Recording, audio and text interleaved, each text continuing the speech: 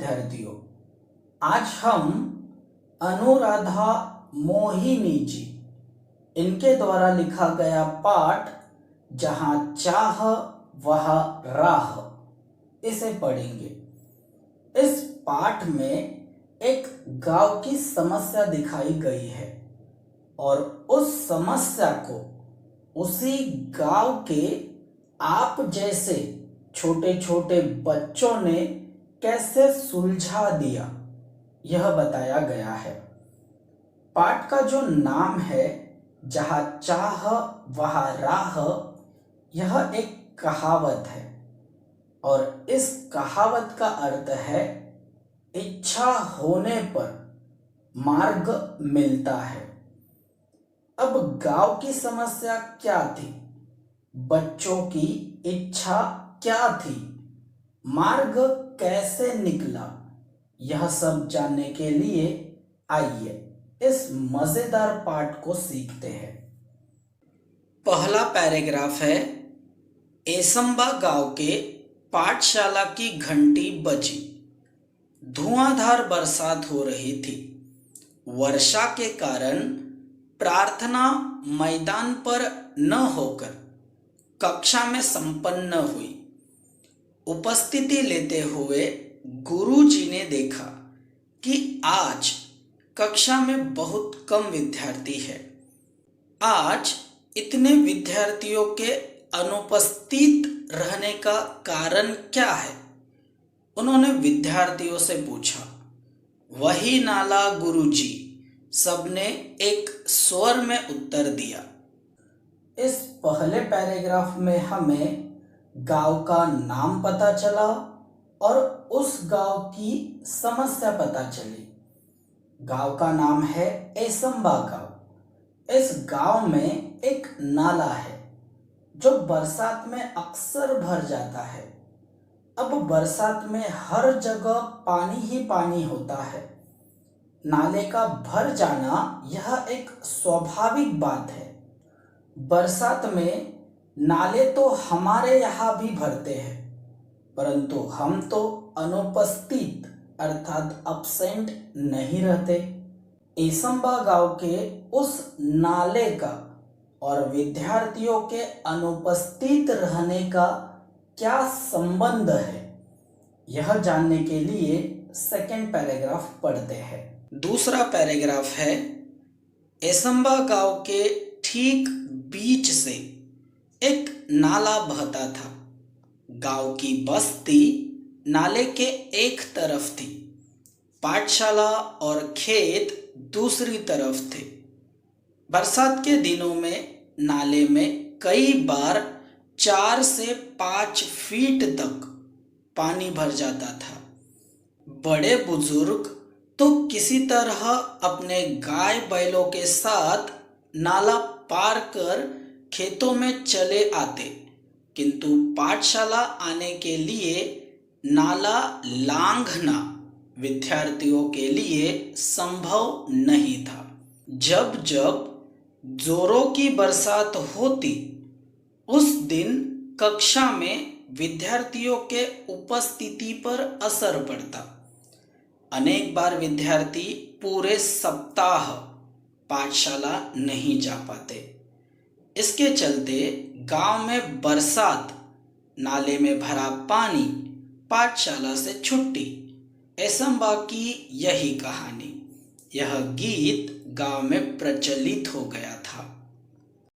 इस पैराग्राफ से हमें पता चला कि विद्यार्थी क्यों अनुपस्थित रहते थे। नाले के एक साइड विद्यार्थियों के घर थे और नाले के दूसरी साइड विद्यालय और खेत थे।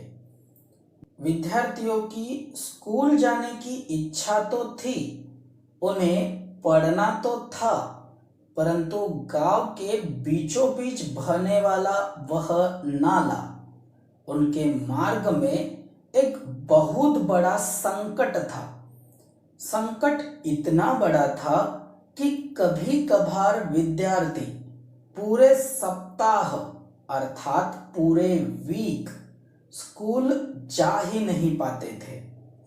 अगला पैराग्राफ है, पाठशाला में अनुपस्थिति का विद्यार्थियों के पढ़ाई पर बहुत बुरा प्रभाव पड़ता। अच्छी श्रेणी लाने वाले विद्यार्थी भी वार्षिक परीक्षा में पीछे रह जाते। सब परेशान थे, पर क्या करते, मार्ग असंभव था।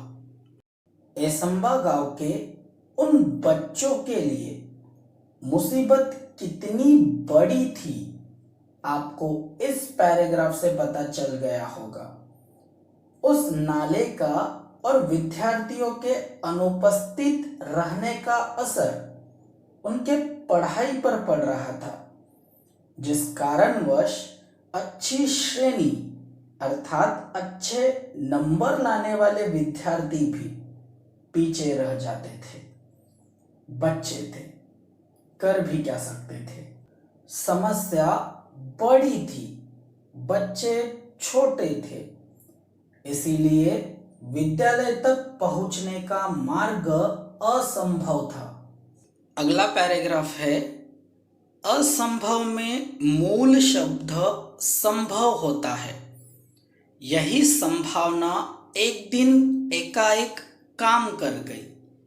हुआ यह कि उस दिन भारी वर्षा के कारण एसंबा के अधिकांश विद्यार्थी पाठशाला नहीं जा पाए थे।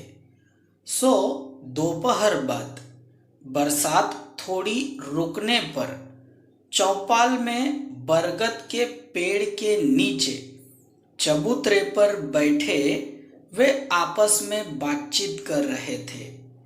तभी तुषार ने कहा, अरे इस बरगद के पेड़ में भूत है, यहाँ क्यों बैठे हो? भूत वूत सब कोरी कल्पना और बकवास है। क्या हम में से किसी ने भूत देखा है? सब केवल मनगढ़ंत बातें हैं। जूही ने कहकर बातचीत आगे बढ़ाई। आज एक और अनुपस्थिति लग गई मेरी। अब तक 14 अनुपस्थितियां हो चुकी इस बरसात में। उज्ज्वला ने परेशानी भरे स्वर में कहा, मेरी तो कुल उपस्थिति ही शायद 14 होगी। शुभम ने कहा तो सब हंस पड़े। लेकिन क्या हम हर बरसात में ऐसे ही चर्चा करते रहेंगे और अपनी पढ़ाई का नुकसान होने देंगे? क्या हम ऐसे ही हाथ पर हाथ धरे बैठे रहेंगे? आशीष ने गंभीर स्वर में पूछा। हम कर भी क्या सकते हैं, हम तो बच्चे हैं, तुषार ने कहा। सच कहा तुषार तूने, हम बच्चे कर भी क्या सकते हैं, हम बच्चे कर भी क्या सकते हैं। इस वाक्य को गीत की तरह गाकर एक साथ तालियां बजाकर वहां बैठे बच्चे जोर जोर से हंसने लगे। इस पैराग्राफ में हमें एसंबा गांव के कुछ विद्यार्थियों के नाम पता चले। विद्यार्थियों के नाम थे तुषार, जूही, उज्ज्वला और शुभम। इस बार भी उस नाले ने विद्यार्थियों को स्कूल जाने से रोका। हमें यह भी पता चला कि यह समस्या हर वर्ष बरसात के महीने में आ जाती थी और हर वर्ष पढ़ाई का नुकसान होता था। आपसे एक सवाल पूछा जाता है, किसने किससे कहा? इस पैराग्राफ में बहुत सारे डायलॉग है। किस बच्चे का कौन सा डायलॉग है, यह आपको याद रखना पड़ेगा। इस पैराग्राफ के अंत में बच्चे हंसते हुए नजर आ रहे हैं। बच्चे क्यों हंस रहे थे? क्योंकि तुषार ने कहा, हम बच्चे हैं, हम कर भी क्या सकते हैं। अगला पैराग्राफ है, हंसो मत, कोई कुछ कर सकता है तो वह हम ही है। आत्मविश्वास भरा यह स्वर दामिनी का था। हर समस्या का निदान संभव है। प्रकृति ने विचार करने के लिए हमें बुद्धि दी है। मुझे विश्वास है कि हम सब मिलकर विचार करेंगे तो कोई न कोई रास्ता अवश्य मिलेगा। कोशिश करने वालों की कभी हार नहीं होती। दामिनी की बातों ने बातचीत का माहौल बदल दिया। हर कोई गंभीर होकर समस्या के हल के बारे में सोचने लगा। हल मिल गया। हम बरसात में भी पाठशाला जा सकते हैं। आशीष की आंखों में चमक और स्वर में उत्साह था। कैसे? सबने एक साथ पूछा। हम नाले पर पुल बनाएंगे। पुल? बच्चों के स्वर में आश्चर्य को भांपकर आशीष ने आत्मविश्वास पूर्वक उत्तर देते हुए कहा, हाँ, पुल। विज्ञान की पुस्तक में हम सब ने पुल की जानकारी पढ़ी है।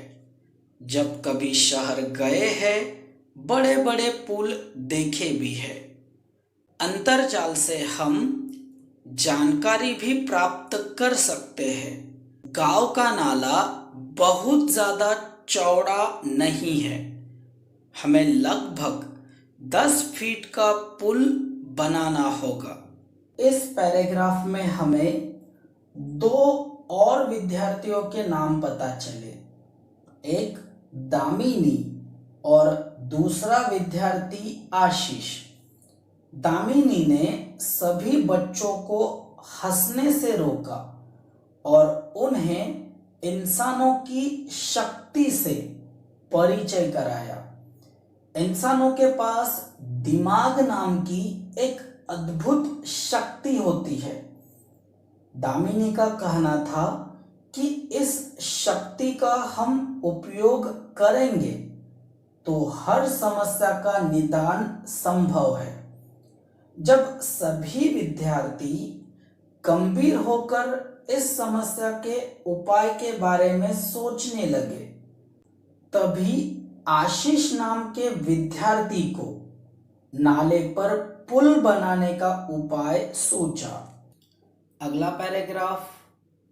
पुल बनाने का विचार जंगल की आग की तरह एसंबा गांव में फैल गया। हर व्यक्ति इस विचार और विद्यार्थियों के हौसले की प्रशंसा कर रहा था।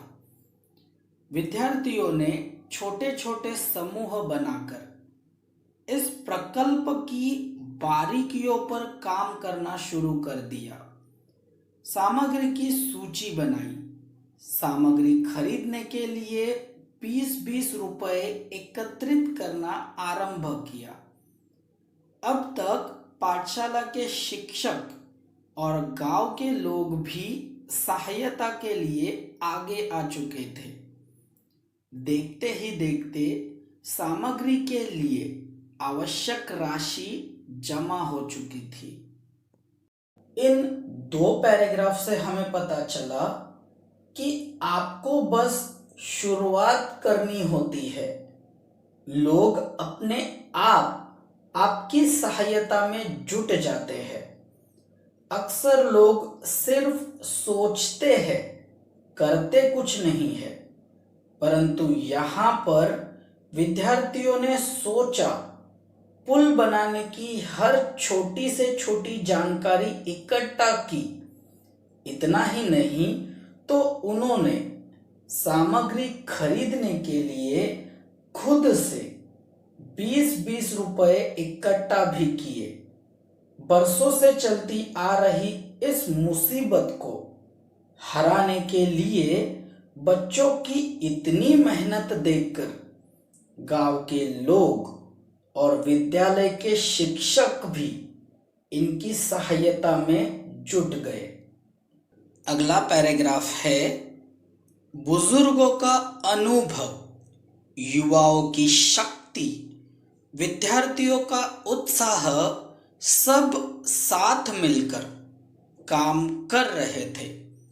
संगठित प्रयासों से काम आकार लेने लगा था।